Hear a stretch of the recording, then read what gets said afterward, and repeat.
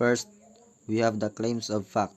These are the statements that attempts to convince you that something is or is not. These types of claims focuses on observable, verifiable events and measurable topics that will convince you that something exists, or will exist. For example, ML players spend an average of 13 hours a day. That was an example of claim of fact since it states a case in real world.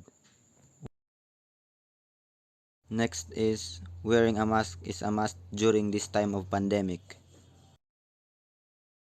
The next is washing hands with soap and water is very important during the coronavirus pandemic.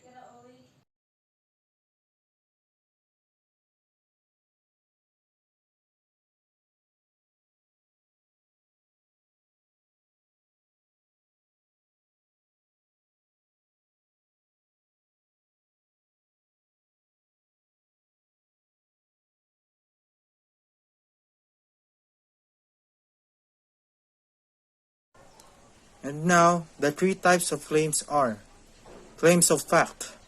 A claim of fact makes an assertion about something that can be proved or disproved with factual evidence. Second, claims of value. A claim of value argues that something is good or bad, or that one thing is better than another thing. Claims of policy. Claim of policy argues that certain conditions should exist, or that something should or should not be done in order to solve a problem.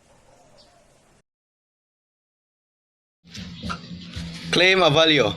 A claim that asserts some things are more or less desirable than others. It states that one thing or idea is better than another. It is the right versus wrong. Either good and should be kept or bad and should be discarded. Claims of value. So I have three examples of claims of value. First is killing animals for cloth is wrong. Second, the Brooklyn Nets is a super team in the NBA right now. Third, the world today is facing a very hard challenge, and it is the global warming. And the last is claim of policy.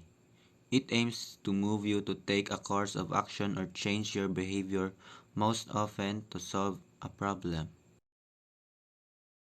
For example, chair fur should be used by people who want to grow taller. That was a claim of policy since it tells you what you should do. What is claims? Claims are statements you make to convince someone to support your idea or position.